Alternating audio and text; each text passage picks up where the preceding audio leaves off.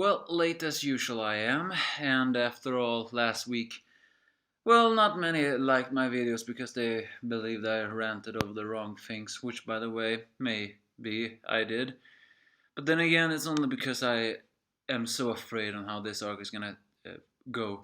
Is it gonna go bad? Oh no, the suspense never seems to drop. And in the end, they still played out some very amazing, once again, real life basics here that we all should be very proud of knowing that in the end, Kingdom is a very detailed and, you know, personal. Is that the wrong word I was looking for? Not exactly feeling, but for some reason you bond with it, despite all the violence with it. Yes, this is Kingdom, chapter 510, and yes, I am the angry and fan of the Despair Reviewer. If you are watching this, welcome as I talk about this chapter summary. First of all, the new recruits are all blaming themselves because how they was embarrassing they will. Of course, that cannot be helped. That was their first time, but then again, this is a war where they cannot fuck up. We're also introduced to two people, two, well, muscular yet fat brothers who apparently have become very cocky. And they're joined by the veterans who decide to give them booze because, well, since they are alive, that's the reason to drink. They're actually trying to make them bond with the unit and realize that there is not any need for regrets on the battlefield. The only regret you have is dying without taking down a person first. They're basically saying that if we're fighting as one. And strangely enough, Commander Sugen, the eye-patched swordsmanship guy, for the first time in a while, his face actually has changed to a little bit of an annoyance and anger, which is quite rare. He has been a little bit have a mockingly smile face for a while. It's pretty strange to see him in such a serious, angry face. Either way, he tells to Kanto that needs to get stronger, all talk. And so the other guy, the spear user, of course I forgot his name, tries to lighten the mood by telling them all that Sugen was not exactly an ace on his first battlefield too. He apparently joined the battle when he was 17 and got the nickname Pants Pisser Sugen, which Sugen tell. Of course Bihei, a guy who is usually noted to be the most cowardly and less skilled of the Hishin unit, and yet at the same time I think Bihei could be counted as the one who was born most lucky, seeing that he has no amazing skills. He's just, well, a survivor. Mocks him for that. Of course, Sugen immediately tells, I later paid a visit to those men and that mocked me and beat the hell out of them with the inch of their lives. So, it's trying to lighten the mood by saying that even veterans from now always freak, and we should all realize that. In the beginning of this manga, a lot of the veterans that have survived in the Hishin unit all shook and shaken in fear. In fact, one of the bigger guys, Ryusen, he was also afraid to go on his first campaign because he knew he would die. But it wasn't because he was afraid of the war per se. It was more like he was afraid of dying because he had just a newborn child, and he was afraid he was going to die before seeing that child. But Shin said a very inspiring speech and made them fight. Of course, those two fat brothers saying that, does that mean that we are above the Infinity Commander? Gotta say, those arrogant guys pisses me off. I mean, but then the smiling spear guy, which name I forgot, says like, you should watch out, since so many times people that are cocky kick the bucket first. And that is also actually true. We have seen many times very self-conscious people are usually the first one to kick the bucket. And after all, in this war, confidence is good. But there's also the fact that you cannot be too overconfident and have to think of something. So Kanto asks, did the captain also do that? But Bihei, the veteran, who has been with him the longest, one of the longest except with Kyokai and then Ein-san, says that Shin was never like that. He charged into the battlefield, he even stopped a wagon, and he cut down a general. So yeah, we all saw that. Shin, I don't recall the biggest first chapters. After all, I don't really like the first chapters, mostly because the unit are not wearing or real pants until later, but it's mostly because, well, Shin did suffocate a little bit from the war, but he did not get paralyzed from it. In fact, he always felt a rush into it, and he even got some lessons about horse riding. And he even cut down not only an arrow guy, but even another guy too. So that's how Shin became promoted. And the guys say that even though Shin may be a stupid kid, on the battlefield he is the most badass, inspiring people of them all. So with that, they are all talk, and it turns out that those fat brothers' names are the Tom brothers. The reason why the unit come down here is actually to talk, to congratulate the archers. We all know that Jin, the little one that is the big brother, was the one who shot, while Tan, well, he suffocated. And the unit are feeling like that is not so good, especially if he keeps them getting paralyzed. And that is actually true. They have a heavy responsibility as arrows users and prodigies in that. They have potential to turn around many things in this war. So if they keep on, especially the big bro, then things are gonna real bad. And well, Tan, he has actually not healed from that yet, and his brother scolded him after the battle. But then Karyo-ten finds Jin, and surprisingly they have a little moment here. Well, I wouldn't exactly call it a moment, but almost. I mean, if you think about it, they look extremely similar. And I'm not only talking about only 6 faces here, and no, I'm not talking about, distant relatives possibility. No, I'm not that kind of theorist guy.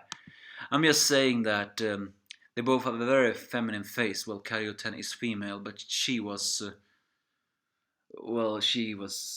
lied about her gender when she was young one. What I meant to say is, these situations almost feel like, are they gonna be a pair? I'm sorry. I know I'm not exactly that guy who wanna talks about this in Kingdom, but who knows? So Karyo-ten actually became the supporter of Jin, because even though Jin was the one who fired the most and was on a heavy roll, his hand has still not stopped shaking, and that's what he is a bit afraid of.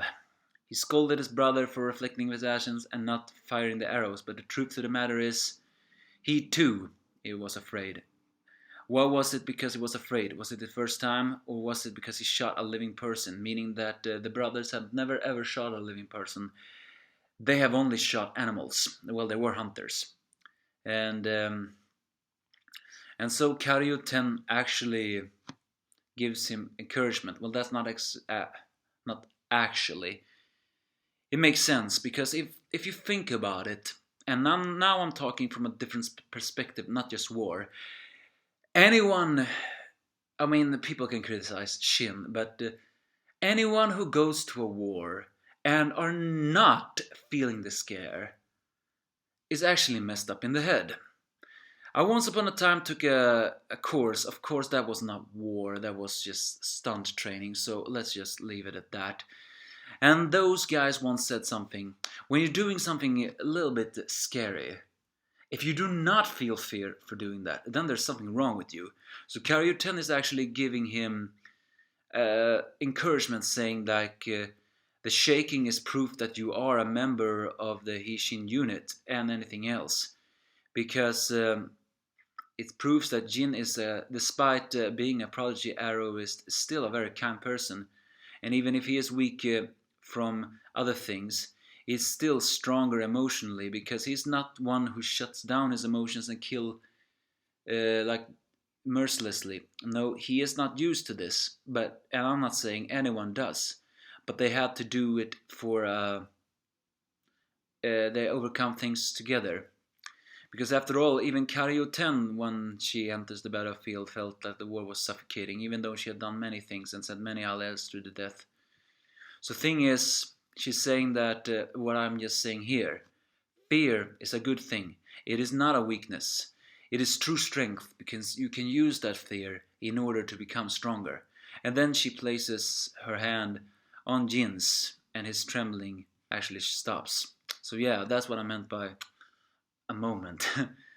So Jin, with a little load off his back, decides to go to his brother in order to try to give him some encouragements, and saying that even though his hands still may slightly shake, he's still saying that he needs to encouragement as a proper big brother, because he's my own one and only precious little brother. So yeah, I'm still getting the feeling that the big brother Jin will be the one to die in this war, and his little brother will be the one who's left.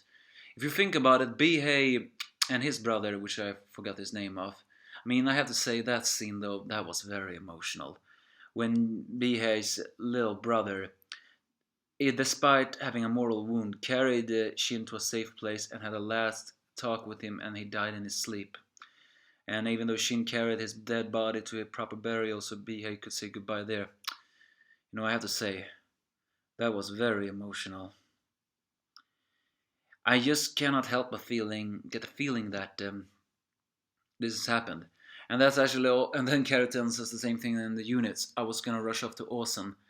However, that's the strange thing. Osen has disappeared, and Jontawa is also there wandering. Apparently, Jontawa says that Osen has disappeared inside the main headquarters of the everything, and everyone wonders where he is. So yeah, all besides the ending I liked. Osen has disappeared. Why has he disappeared? Well, last time, as I ranted, I did not like the fact that Riboku has apparently planted a trap in Retsubi. And Osen was the only one who found that plan, and trap, and we do not know what that trap is yet. So could Osen's disappearance have something to do with that trap? Because if you think about it, Osen is a guy, as I said so many times before, Osen is a guy you cannot trust. But at the same time, he's also a guy that delivers in war. So what has he done? He has disappeared, but I do not think he has abandoned his unit. I don't think he has. I think he has disappeared into this trap. And not, found the trap and fallen for it. No, I think he went into the trap willingly, in order to outplay Riboku, whatever it is. Whatever that trap is, I'm sure Osen is not alone. I think he has his most trusted unit. However, he has not told anyone else about that. And that is something that can be very, very, very bad. After all, when an enemy attack, a supreme commander must give orders. And if another commander decides to do his own stick or her own stick, you all know it can end differently. So whatever Osen is doing now, we have to hold our breath and wonder, is it a gamble? All in all, just a chapter about reality, about that fear is never a weakness, just a weapon. But Osen, where have you disappeared to? Give me your thoughts if you have any.